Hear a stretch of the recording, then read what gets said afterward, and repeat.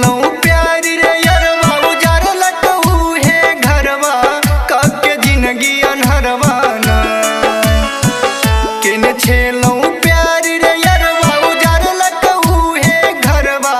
काके जिंदगी अनहरवा ना गेल पिया संग ससुररवा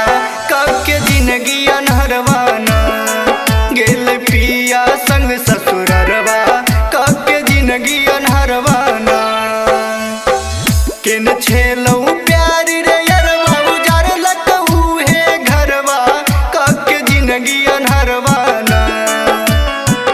किन छेलौ प्यार रे यरवा उजार लटहू है घरवा काके जिंदगी अनहरवा ना गेल पिया संग ससुररवा काके जिंदगी अनहरवा ना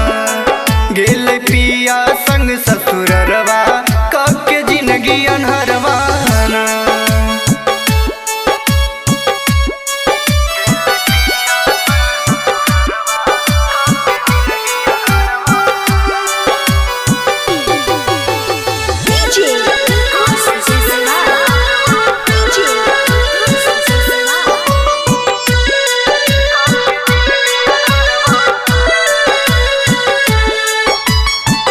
ए लैने माया हमरा छोड़ के केल कर शादी रे जिंदगी में भैया ओकरा मिल गेल आजादी रे ओ ए लैने माया हमरा छोड़ के केल कर शादी रे जिंदगी में भैया ओकरा मिल गेल आजादी रे कहने छेलै कन्या बन के ये बहु तोरे घरवा काके जिंदगी अनहरवा ना कहने छेलै कन्या बन के ये बहु तोरे घरवा काके जिंदगी अनहरवा ना गेल पिया संग ससुररवा काके जिंदगी अनहरवा ना गेल पिया संग ससुररवा काके जिंदगी अनहरवा ना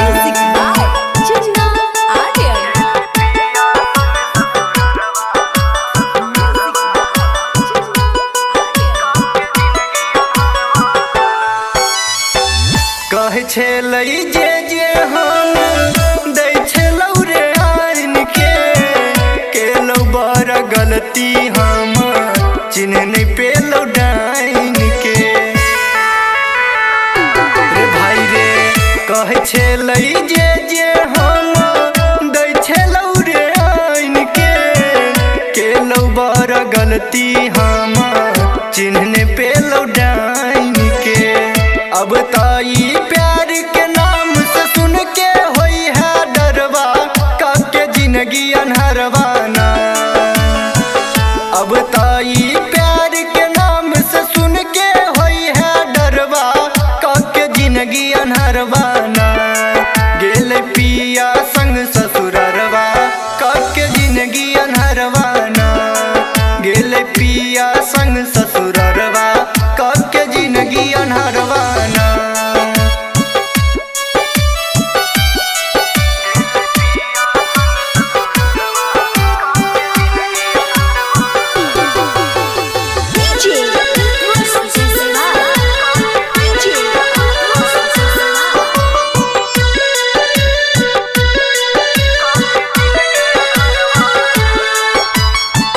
बड़ा निक मीठ बोली बोल के लुटल कई दिलीप देहाती के भाई रे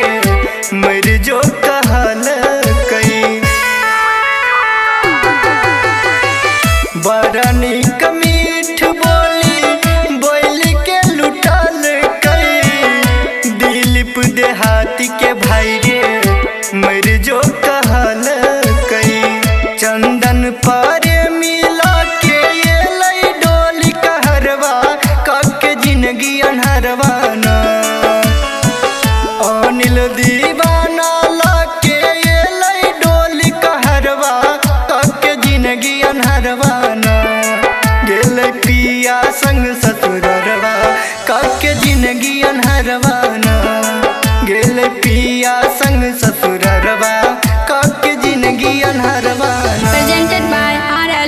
रिकॉर्डिंग स्टूडियो। अब ताई